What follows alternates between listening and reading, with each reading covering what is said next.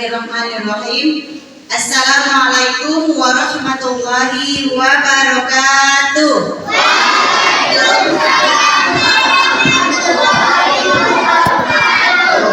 Alhamdulillah wassalamu ala asrofil anbiya'i wal mursalin wa ala alihi wa sahbihi ajma'in. Asyhadu an la ilaha illallah wa asyhadu anna Muhammadan abduhu wa rasuluh la nabiyya ba'dah. Anak-anak Umi yang Umi sayangi, marilah kita sama-sama banyak-banyak bersyukur dengan membasahi lisan kita dengan mengucapkan alhamdulillahirabbil alamin. Karena Allah selalu memberikan kita rezeki, baik orang yang banyak pahalanya, orang yang berdosa, Allah tetap berikan nikmat. Allah tidak pilih-pilih mana yang diberikan nikmat. Maka kita harus banyak-banyak bersyukur kepada Allah Subhanahu wa taala. Shalawat dan salam kita hadiahkan kepada Nabi Muhammad sallallahu alaihi wasallam dengan mengucapkan Allahumma sholli ala sayyidina Muhammad wa ala ali sayyidina Muhammad. Semoga kita mendapatkan syafaatnya di akhirat nanti. Amin ya rabbal alamin. Anak-anak Umi dan umi-umi yang dirahmati Allah Subhanahu wa taala. Dalam kesempatan ini ada yang ingin Umi sampaikan. Salah satu sifat yang tidak baik atau sifat tercela adalah namanya al-azalah. Apa namanya? Al-azalah. Al-azalah itu artinya tergesa-gesa. Bahasanya adalah tergesa-gesa. Kalau dia bahasa artis, terburu-buru. Kok bahasa artis Umi? Iya. Bu, bisa minta waktunya sebentar, Mbak? Maaf ya, saya lagi buru-buru. Artis. Iya kan? Kalau bahasa orang kampung namanya coba-coba. Kalau bahasa anak-anak namanya cepat-cepat. Cepat mak, betul apa ini mak? Cepat mak. Nah, itu dia. Ya, jadi al-azalah ini adalah salah satu sifat tercela. Nabi Musa pernah ditegur langsung oleh Allah. Kenapa Umi ditegur Nabi Musa, Umi? Nabi Musa berjanji berjumpa dengan Allah di Bukit Tursina. Jumpanya itu malam hari untuk menerima wahyu. Tapi siangnya, jumpanya malam. Siangnya Nabi Musa udah nyampe di Tursina. Kata Allah, hei Musa, kenapa cepat kali kau datang? Kan kita janjinya malam. Kenapa kau tinggalkan kaummu? Pada saat itu kaumnya menyembah anak sapi. Kenapa kau sembah? Kenapa kau tinggalkan kaummu? Padahal masih ada waktu kita untuk berjumpa malam. Siang kau udah datang. Itu artinya tergesa-gesa. Mungkin Nabi Musa makanya cepat datang karena sudah tidak sabar. Tapi Allah tegur itu. Nah, jadi anak-anak Umi pun sekarang kita Ramadan ada tadarus di kelas kan? Tadarus itu bukan lomba-lombaan cepat khatam. Jadi bacanya cepat-cepat, mau salah mau enggak mau baca terus. Bukan. Tapi apa itu tadarus? Tadarus itu adalah satu membaca, satu menyimak. Kalau ada yang salah dikasih tahu, jangan biar kita salah semua. Yang penting kelompok kita semua datang. Mana boleh gitu. Bacanya salah, artinya juga salah. Itu namanya tergesa-gesa. Anak Umi yang baca, kalau dia bacaannya salah, dikasih tahu sama kamu, jangan merajuk. Dialah yang pandai itu, teman-teman dia anak ustaz. Bacaan dia semua benar, bacaan itu salah semua sama dia. Mau lagi kawan sama dia, merajuk. Besok ke sekolah, kata mamanya. Kenapa kamu ke sekolah? Anak sudah rumah. Kenapa? Itu anak ustaz itu salahkan aja bacaanku. Ini panjang, ini dengung bacanya. Enggak mau ke sekolah capek sekolah. Mending aku tadarus di rumah, Pak. Tadarus aku di rumah, semua bacaanku benar. Ya iyalah benar, enggak ada yang menyimak. Iya kan? Iya, itu tergesa-gesa nggak boleh. Jadi kalau tadarus itu baca, kalau dia bacaannya cepat tapi betul nggak apa-apa. Ini tergesa-gesa bacanya, tapi bacanya salah. Perbaiki. Kemudian apa lagi yang sering anak Umi tergesa-gesa? Allah Akbar, seluruh Sholatnya kayak gitu dia di rumah, mau cepat-cepat. Kenapa? Karena udah main film dia, jadi dia cepat-cepat. Tergesa-gesa. Baik apa tidak? Baik, tergesa-gesa. Allah tidak menyukai yang tergesa-gesa, terburu-buru. Kenapa? Al-ajalu minasyaitan. Tergesa-gesa adalah sebagian dari syaitan. Jadi orang yang suka tergesa-gesa itu adalah syaitan. Ini adalah unik kelas 6. Besok mau DKA, jangan tergesa-gesa. Mau cepat-cepat siap, nanti bacaan jawabannya salah. Karena kalau tergesa-gesa, yang datang adalah penyesalan. Ya, karena ketenangan datangnya dari Allah, tergesa-gesa datangnya dari syaitan.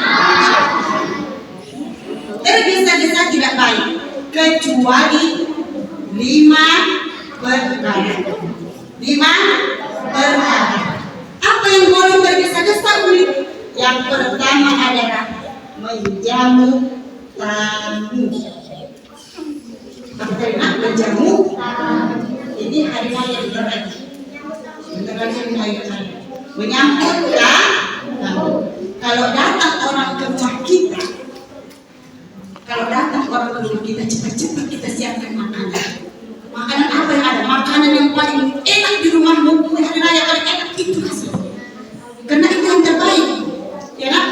Nabi Ibrahim pernah datang ke rumahnya. Yang datang itu adalah malaikat. Nanti disuruh orang lagi sini. Tidak tahu kalau orang itu malaikat.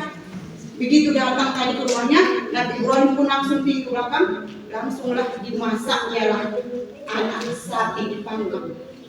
Kenapa anak sapi? Rupanya anak sapi itu dagingnya lebih wangi, lebih lembut, beda sama bakoro.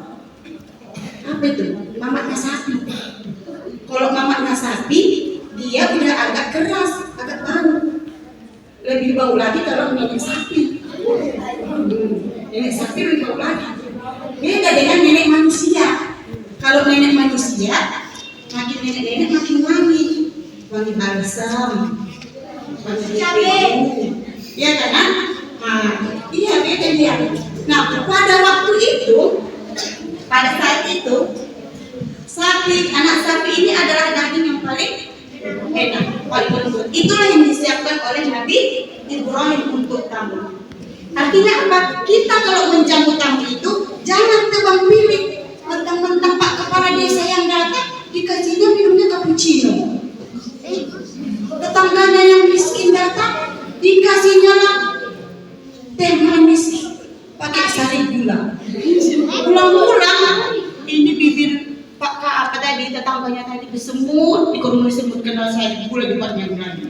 Jadi kita nggak boleh pilih-pilih, kasih aja makan yang paling enak. Kemudian kalau tamu kita datang, cepat-cepat kita siapkan, bilang kalau datang, kawan, jangan pulang ya, mamaku udah masak. Nanti kita makan sama-sama ya kawan.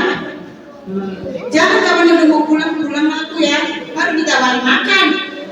Tidak Pak, tidak baik itu dia datang kasih tahu sama dia biar dia nggak pulang, biar disiapkan yang makanan yang enak dan makan bersama tamu. Bahkan sebagian ulama, kalau ada orang tamu itu wajib kita suguhkan pinomat segelas air putih. Kalau datang ke rumah kita, mau dia bentar mau dia lama, kalau apa yang ada air putih, pinomat air putih harus kita suguhkan kepada tamu. Jadi yang pertama, tergesa-gesa boleh dalam menyambut tamu. Yang kedua, kita tergesa-gesa. Yang kedua adalah mengurus jenazah. Tahu jenazah? Ayah. Jadi kalau ada ayah kita meninggal, mama kita meninggal, nah itu mengurus jenazah itu cepat-cepat. Jangan dikubur dulu. Ayahnya meninggal jangan dikubur dulu ya. Kenapa? Anaknya belum pulang. Anaknya di luar kota, tunggu dulu. Disuruh mayatnya nunggu. Coba. Waktu hidup, kenapa dia mendatangi ayah mama?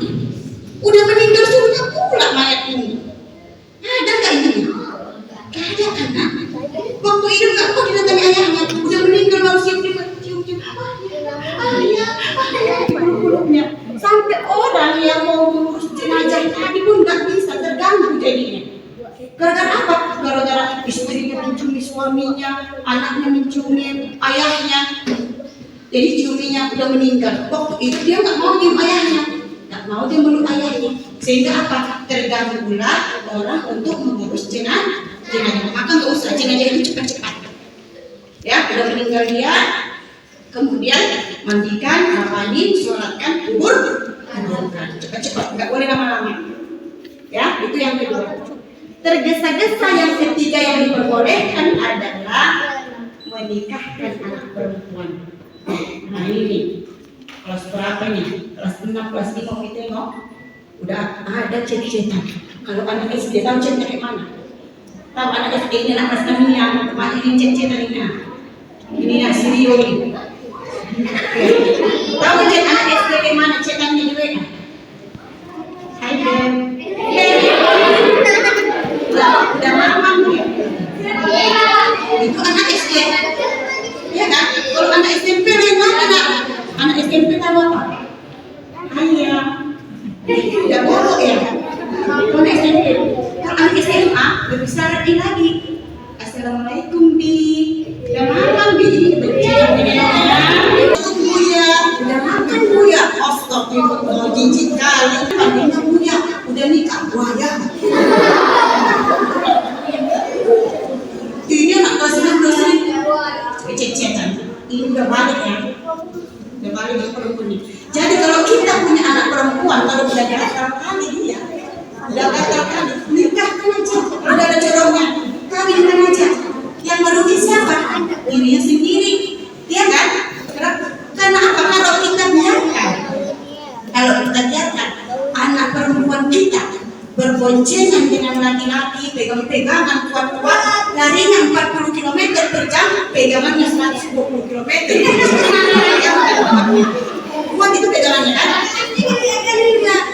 Udah nikahkan aja. Kenapa? Kalau mamanya, ayahnya membiarkan anak perempuannya berkeliaran di luar dengan yang tidak mahram, maka dosa ditanggung oleh orang tuanya. Maka segera nikahkan. Kalau sudah balik dan sudah ada jodohnya. Itu yang keberapa tadi? Yang ketiga. Yang keempat, tergesa-gesa yang keempat, anak SD juga udah sering berantem. Kenapa? Dia ada utang sama istri. Masih kecil gak punya utang. Ya, tergesa-gesa kita membayar itu kalau kita punya utang. Yang dihutangi, tahu tugasnya apa? Orang yang dihutangi, tugasnya yang pertama adalah mencatat hutangnya berapa. Yang kedua, menagih hutang jika jatuh tempo. Yang ketiga, ikhlaskan. Ini mana bisa mengikhlaskannya Romi? 1 juta hutangnya sama aku. Bisa diikhlaskan 1 juta? Enggak. Misalnya hutang dia 50.000, ya kan? Udah jatuh tempo, ditagih belum dibayar. Kemudian besok datang lagi dia, nagihnya juga datang. Sampailah 10 kali dia datang. Sekali dia datang, tinggalnya 10.000 habis. Berarti menagih itu kalau 10 kali udah berapa habis? 100.000, mana lebih besar? Ongkosnya atau utangnya?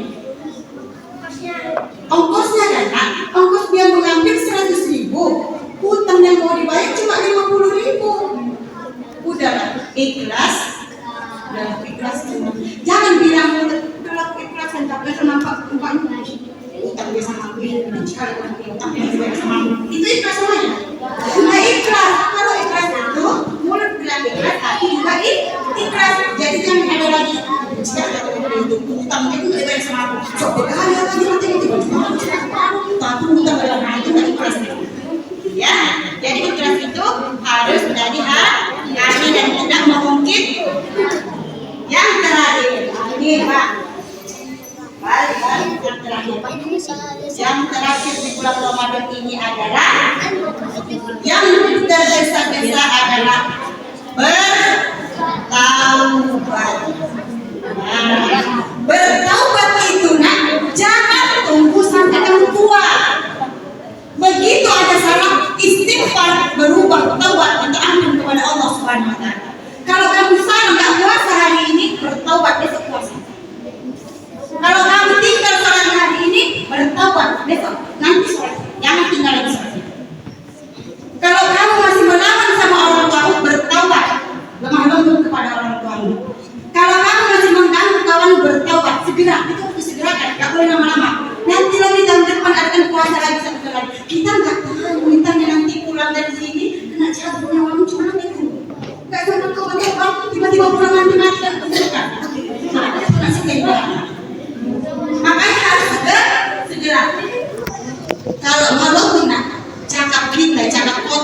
harus cepat-cepat Astagfirullahaladzim. Agar apa?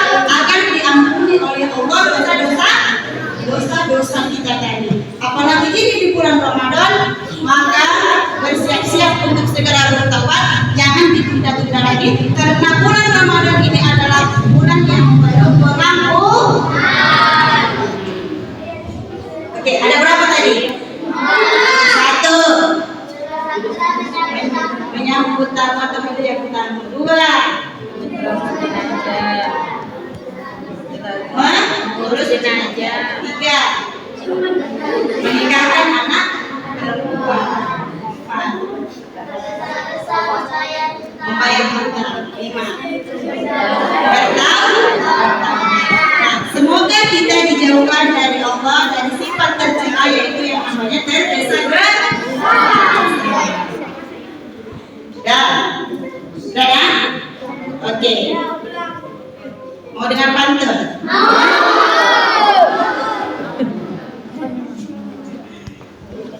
Berenang-renang, berakit-rakit ke hulu.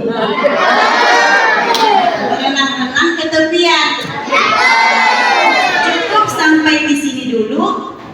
Semoga bermanfaat untuk kalian. Assalamualaikum.